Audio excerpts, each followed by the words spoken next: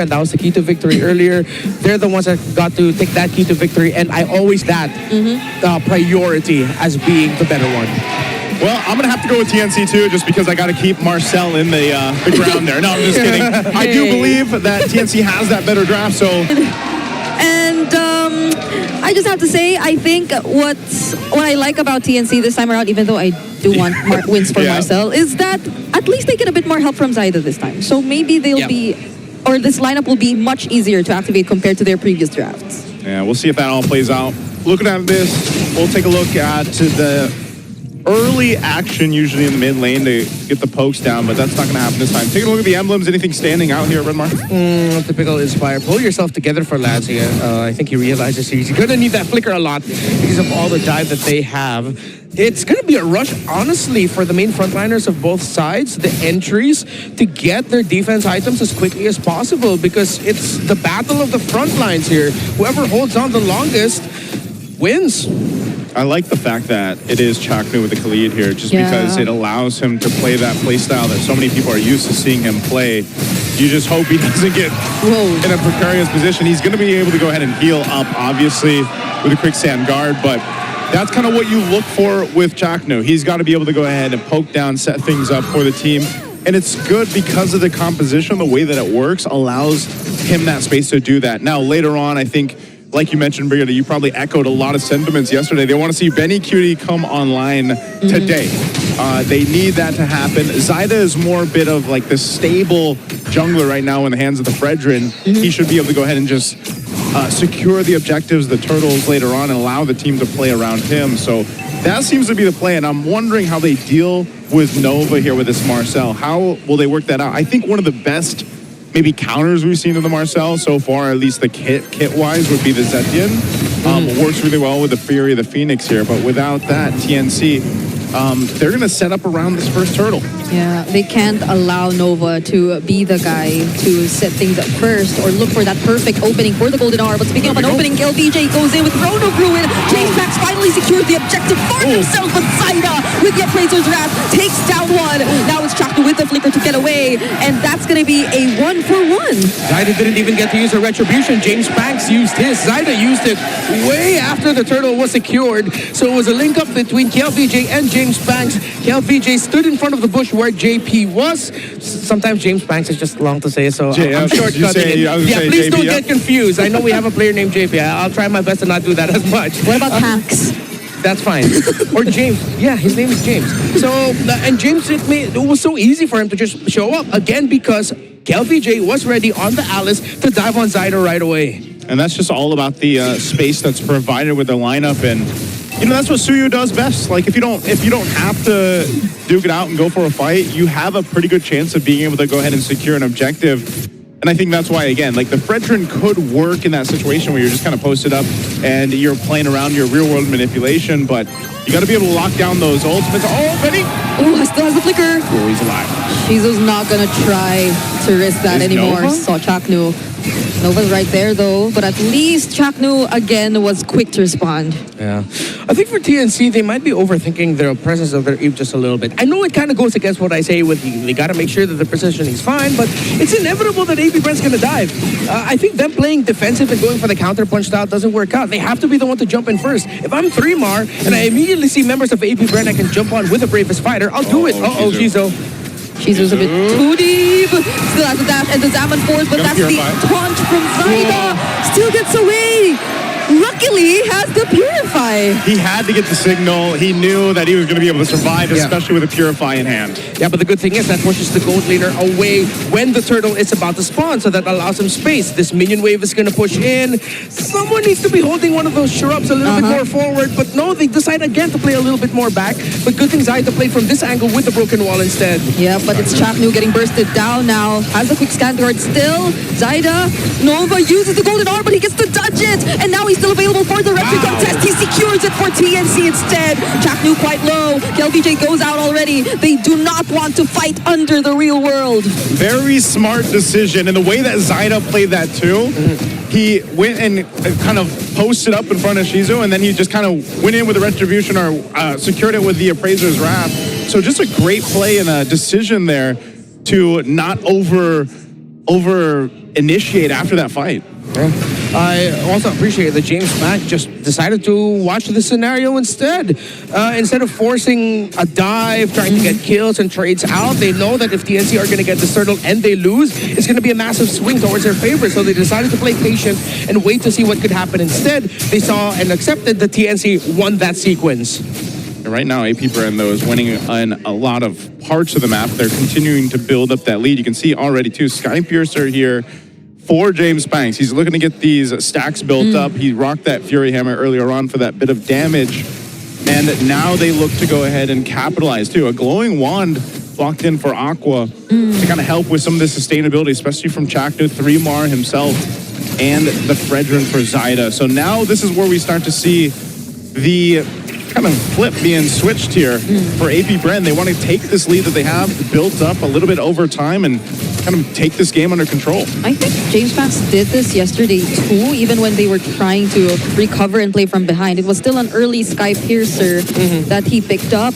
Oh, Nova gets caught here though, but gets to dodge the Raging Sandstorm. Okay, ApBren, you can commit something. KelVJ has Flicker. KelVJ has Throne of Ruin. Those are big ultimates down. Yeah, they have to fight so that the resources are forced out of TNC. They're way too careful right now.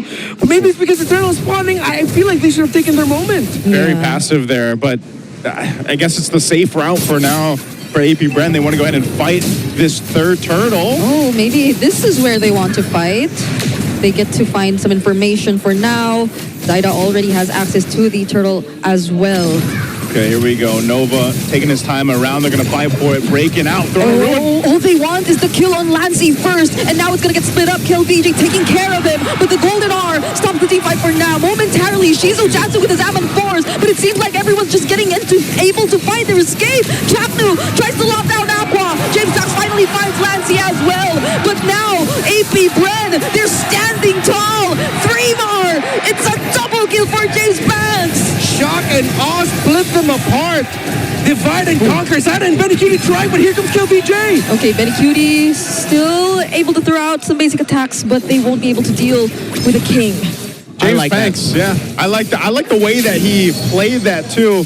They might have not got the turtle, but he actually went to the back line, got his moves, the million moves we talked about, found Lancey and a couple of kills off of that. So, you know, again, he's building up the stacks that he needs, but the team is just playing around what TNC is trying to set up around the real-world manipulation. Yeah, and again, low-key, Aqua actually had the real-world manipulation stolen away from Lancey. So with Lancey pushed all the way back by KelVJ, it was ApBren who had an RWM to play under, and it worked out very well for them. So now you see, even with the carry, even with the damage profile that a Lapu Lapu has, without the Eve, TNC are lacking, and ApBren have enough little bits of shield that they can recover, a little bit of dashes, even with a golden hour being used to delay the team fight just a little bit so that KelVJ can come back and rejoin in. It's going well for them. Yeah, these timings and how passive ApBren seem to be playing sometimes feels a bit too deceptive because they eventually find like a much better timing after all to, let's say, execute that team fight. And in that particular moment, it was right as the turtle spawned. But still, at least both teams are holding on to their turrets and they seem to be taking care, or the mirroring seems to be working really well. This is one of the things, though. You see Radiant Armor now for 3mar. Some of the defensive magic items we talked about that are crucial for TNC's lineup are coming into play, but this Lord being up here, ApBren, they played objectives relatively well, despite being down one of the turtles out of the three, but it's how they're fighting is what's giving them that advantage. So we have to see TNC kind of respond to this.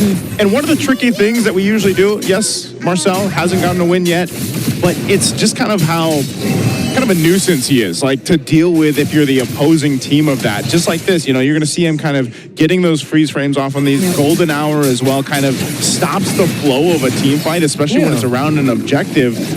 And that's where it's like, all right, we have to catch this Marcel, maybe get rid of him. Yeah, this is what he's going to do. Golden hour not going to be utilized. Yeah, they got to slow things down now because they saw the golden hour got used. TNC has to pounce on this opportunity. I think they will. Benecutie gets to join as well, so this might be a much better advantage for them, but they're also taking things slow. Aqua spot is perfect right now. He has a RWM. Oh, wait. They're actually going to go for Nova? Oh, Nova. Now he gets caught. Even the real world gets used just to take him down. I have no idea why Nova was there. He even used the flicker. Not having the ultimate, that was crucial, bad positioning. Yep. Now it's ApBren with 5 members. Still trying to go for this Lord fight, though. Without Nova. They're getting zoned out pretty well. KelVJ already down to less than half HP. Still decides to go in with the Throne of Ruin. Aqua commits the real world manipulation. And it's James Pax who still gets the objective. Oh, 3 more jumping in. Finds KelVJ and Shizu. It's a double kill. TNC will not allow that or ApBren to get that Lord for free. Golden Hour utilized 3 more and Benny Cutie throws in, but Aqua and Nova will be able to hold on to the mid turret. So in the long run, it worked out for ApBren. They let Nova get the vision and just left him there because it allowed Shizu and Aqua to push the mid lane turret, which pulled the attention of Benny Cutie, delaying his entry, meaning that ApBren can position just a little bit better for that Lord, eventually leading to James Banks being able to win the Retribution battle. So it looked shaky. It might have looked like bad positioning, but in the end, they made the most out of Nova's sacrifice. He gave vision, and they said, thank you for the turret, and eventually, thank you for the Lord. I just think TNC should have been a little more aggressive on that, knowing they had an advantage. It's like we were talking about ApBren being passive. Well, in that case, TNC were the ones kind of second-guessing themselves when they had the advantage, and I think part of it is, yeah, how do we catch James Banks on this Suyo? He's so hard to deal with. Because even if they post up like we saw them do, they still lost that fight. Yeah, and imagine, for like twice in a row, Aqua has been the guy to use a better real-world manipulation in terms of positioning. And it's not looking good for TNC, who I think are the ones who have to be a lot more systematic given their lineup. ApBren, it's a bit too free-flowing. Sometimes we tend to question the timings, but everything seems to be working out well. I'll always remember Aqua as Eve though. Like he's like one of the best Eve players. So now that he's a Valentina, he basically gets to spend part of his time as an Eve. Yeah, that's why he's doing so well with it. Yeah, he gets to play as an Eve, and then once the RWM is gone, he has mobility. He can dash, really great damage. So now I really understand why the Valentina was prioritized here, because at the end of the day, they still ended up with an Eve. And an Eve that can dash once the RWM is down with all of the dive that TNC has. So far, it seems like one of the biggest themes of this game is a lot of, maybe, I wouldn't say passiveness, maybe hesitation. Yeah, because when you hesitate, you can still think about whether or not you're going to be aggressive. And I feel like that's the effect of having to go up against a Marcel, going up against an Alice, and even a Valentina. While for TNC Pro Team, ApBren are looking at Lancey's Eve, and that's also making them hesitate. Yeah. Also got to take note of the entries from KelVJ. It's like every single time they're able to deny Lancey of a perfect position, and in turn that's also probably why Aqua seemingly has the better time in most of the team fights. And remember, heading into the season, there was a discussion of whether or not KelVJ would be going into the mid lane or going into the EXP lane. Yeah. I like that for the longest time we've imagined mid laners as supports for the entire team. Yet KelVJ for now 3 games has done that as an EXP laner. He did that in the previous series in the sweep win against Omega, and now he's playing a very great support role as this Alice for ApBren in this game. Yeah, and the experience as a mid laner is showing because of just how great he is in terms of control or enabling his team. But TNC... they're blitzing this one. Yep. I think Nova's going to check things out again.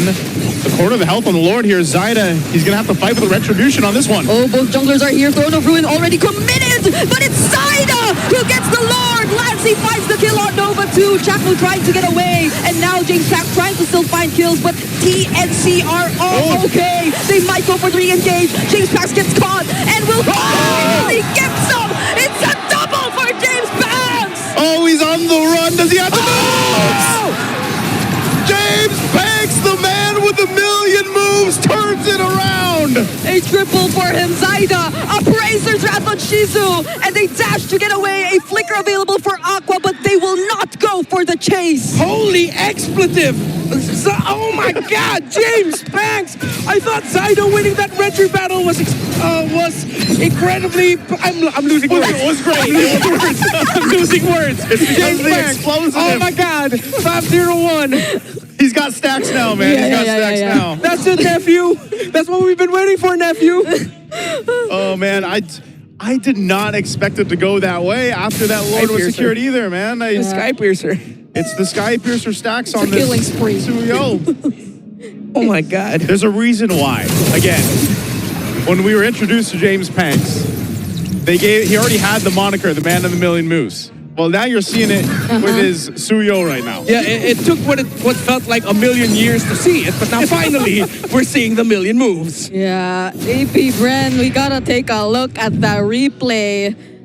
So, again, James Banks, even though it seemed like he was already getting to or trying to get away, he still wanted some kills. He went right back in because, I don't know, he calculated everything in his mind. He knew he had what it takes. I'm just surprised too, because after that Lord was secured, TNC is the one that continued to push and want to fight that. They were stacked up like 3 members of TNC in that Lord pit, that broken wall Lord pit, and then they end up getting caught in a bad position. It's crazy because I didn't even see the bad position yet. The majority of it was like, oh, TNC won the 50-50. They now have a turtle buff, and this works very well for them. Benny Cutie is free. They're going to go ahead and fight. But then APBren suddenly found the switch up in that James Banks said, hey, I got my cooldowns ready to go. Look, Lancey got left behind. The formation was a little bit skewed. Ends up getting the double kill. That was a crazy turnaround by APBren, considering that TNC Pro Team played that incredibly well. Yeah, because I get it too. TNC winning that Lord fight meant that they could be a bit more encouraged to go for that post-Lord fight and still look for whatever they can up against APBren, who already seem to be like committed to try and go for a contest. But that's a flicker raging sandstorm and the real world manipulation catching Aqua. A flicker as well from 3mar, but Aqua gets to safety. Now from behind, Nova spending multiple members, captures Chakno in the golden R and a winter crown for 3mar. But still, he goes down. All right. They fight back. It's 3mar that falls, but TNC looks to still want to go ahead and secure space around this Lord here. Yeah. But APBren's got the position in their favor after the reset. Yeah, it wasn't a sprinter time. He just got caught in the golden hour. Yeah, just the golden hour. Man, that was a great run around by Nova. He really did not just commit on the last thing. He said, I'm going to just jump on all of you, grab you in, and then make you think about continuing this dive. That was a risky play there. And honestly, again, great play by Aqua to be able to get out of it, maximizing his flicker and dashes. Oh, Lancey did not see this coming! A golden R and a third of Ruin as well, catching multiple members of TNC. It's James Banks with a monster kill, now taking down Chakno as well. 3 members are down for the Phoenix Army. The king using the throne. Literally, the throne of Ruin on that one. What a great positioning to go for. And now they'll take down the mid-base turret. Could this actually be the first win for a Marcel? APBren are a few steps away from potentially getting that. Here's the step. Step 1, get the Lord. Step 2, break the outer turret. Step 3, somehow get a wipeout on the way to trying to go for the base turrets. I don't know if they're going to get that, but they should be able to with the lead that they have now. Free Lord. APBren are making this work because TNC did not get to play the game that we expected them to play. And APBren's team fighting through James Banks, through KLVJ and Aqua, the big 3 that I posted for APBren in the panel, they are making it work yet again. The stacks this man has. He picked up that Sky Piercer when he had 1 kill already. So he's got plenty of stacks. 60 plus, should be 60, 70 plus now. To approach into the space here, they're going to walk in with this Lord. Do they look to end it here? Ouch. Chakno already down to half HP, just with a couple of free hits from Shizu. Already used the quick sand guard. 3mar already using the Bravest Spider as well, but they're going to work on all the remaining base turrets first. Now the Lord is down. Does APBren still want to go for something? They're gonna play it safe, but there's another wave. Another wave pushing in. They can't might kill still Kyo. go. Oh! He actually does go in, stuns Lancey once again. The Golden R also captures him and Benny Cutie. Now they have time to work on Chaknu and Zaida. The frontliners will be the first targets. And now Chaknu popping in his immortality. TNC are actually able to defend. And 3 more will not let them go without a kill. 3mar says you can't get away with that. Jumps in with Bravest Fighter Flicker and will take down Aqua. And now it looks like TNC wants to do something off of that. Yeah, they are going to be able to find a lot of openings here. Finally break the tower in mid maybe, but they have a great wave clear set with the heroes there, and they do get to clear it. So despite that fantastic play by 3mar, ApBren were already backing away at the right time, but 3mar decided to use the Flicker along with the Bravest Fighter and then the Landshaker as well to cap off that kill onto Aqua. TNC still get nothing, and they'll have to crawl for map control, considering that they only have one base turret in the bottom lane, where in their perspective it's the top lane, but let's not get into the specifics. And then that minion wave as well, coming in through top. Before that next Lord comes in, they need hella minion waves pushing out. But with the map control, it's going to be too tough to take that. And look at the itemization of KLVJ, by the way. Yeah. He just picked up the Winter Crown. Already has the Chastise, Pauldrons. He's been this tanky with Chastise, Oracle, Radiant, and Dominance Eyes. That's nuts. Yeah. It's one of those things where when you look at this, we're going to reiterate the fact that, you know, we need to see Benny Cutie utilize the carry now. I feel like... But the hard part about it, when you're watching Benny Cutie's positioning on some of the team fights, it's he doesn't necessarily have the space you think he'd get with his composition.